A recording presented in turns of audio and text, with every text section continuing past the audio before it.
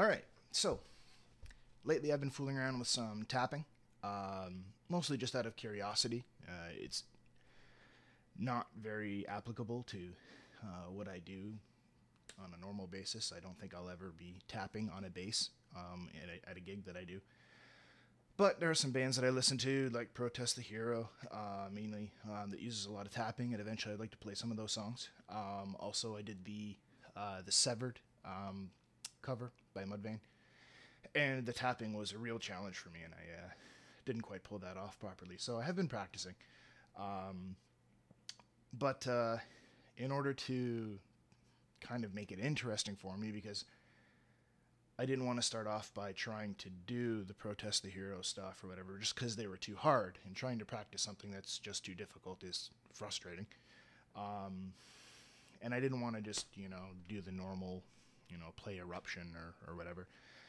I decided to also kind of exercise my ear a little bit and come up with my own sort of tapping line. And what I came up with is basically what you just saw at the beginning of the video.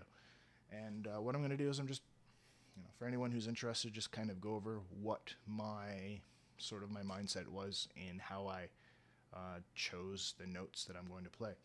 I should first start off by saying that I don't use tapping as a way to play things faster, which I realize that's what Arif from Protest the Hero does, and as well to give him wider octaves. But to me, it's a really neat way to add a melody on top of, I guess, a base of chords. And if you look at what I'm doing with my left hand, the whole time it's just this.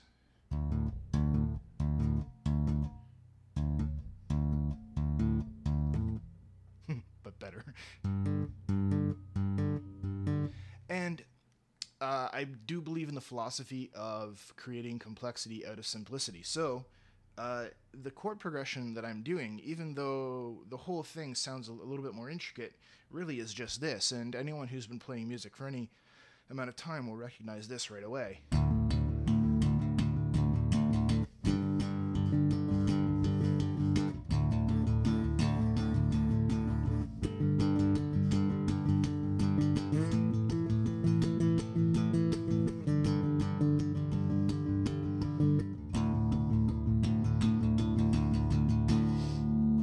It's 1-4-5 12-bar blues, basically. So yeah, I made a tapping riff out of 1-4-5 12-bar blues, and I'm just doing this the whole time, except that, and so 2 notes with the left hand and then 1 note with the right, except that because I'm playing in 4/4, and those are combinations of 3 notes, at the end of the bar I've got to do 2 notes with the right hand to make it match up with 4/4,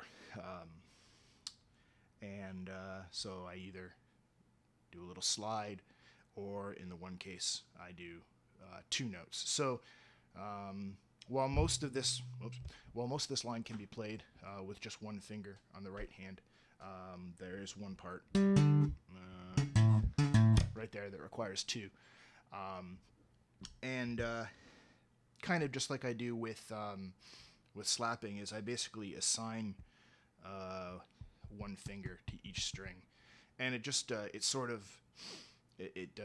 distributes the work, again, because that motion is not something that my hand is used to doing, so it's using the muscle groups in a way that they're not used to. So while I can do this for 3 hours straight, doing that is a very different thing for me, and I've actually gotten calluses in places that I've never had before, and I haven't developed new calluses in like 15 years, so that was kind of odd.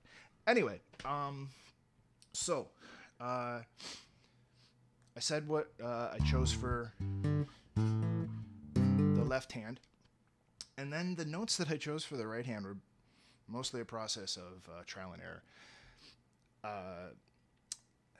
I think in my blog and stuff, I've said how I'm not a big theory guy. at least not on paper. I play mostly by ear, so the notes that I chose with my right hand were, like I said, a combination of trial and error and just experience of over the years, just kind of knowing what intervals are going to sound okay and which aren't. For the most part, other than a couple notes, I'm really sticking to perfect fifths, perfect fourths. So it's there's nothing too crazy going on here. So the way it looks slowly is this.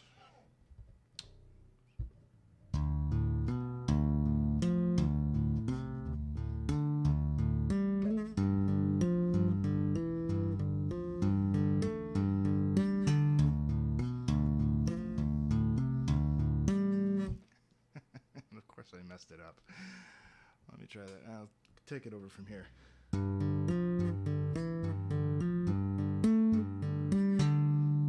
And then I go up to the D there.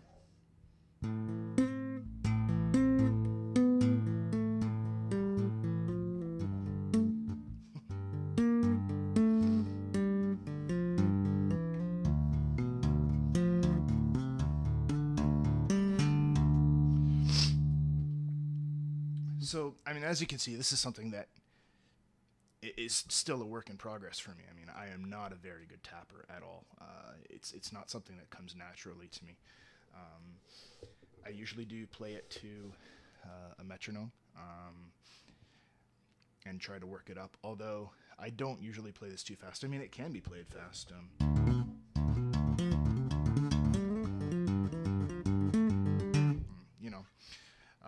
But on the one hand, like I said, I don't use tapping so much. I don't think of it so much as a way to just play notes faster. I think of it as a way to add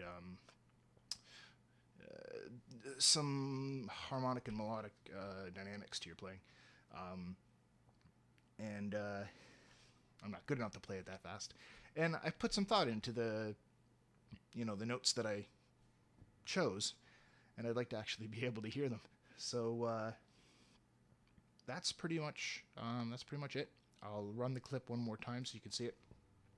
I threw some chorus on there with the M5 just because I thought it sounded cool. But that's that. That's my me basically beginning my journey in learning how to become a proficient tapper. And that's kind of what I'm practicing with, and that's what I've come up with so far. So I hope you enjoyed. I hope you liked. And if you have any comments, please feel free to leave them. I'm always open to constructive criticism. And yeah, thanks a lot, guys. Take care.